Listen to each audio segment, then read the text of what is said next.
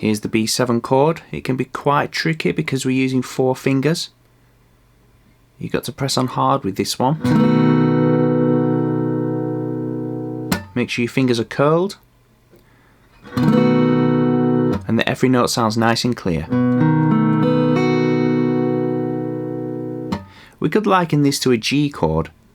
So we have G here with these top 2 fingers on the top strings.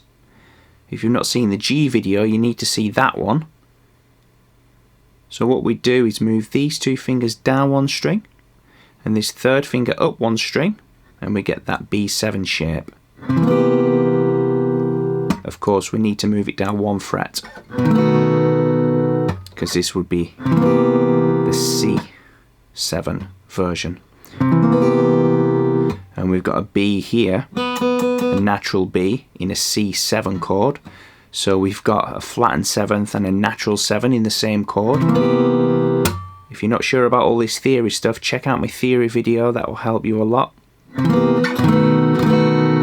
So B7 is a movable chord. I'm going to move it to fret 7. My 2nd finger's at fret 7, 1st finger is at fret 6. And we get this sound, it's like a big sounding E7 chord. Move this up to the 12th fret with the 2nd finger. You can keep E in the bass as well, like that, all the strings.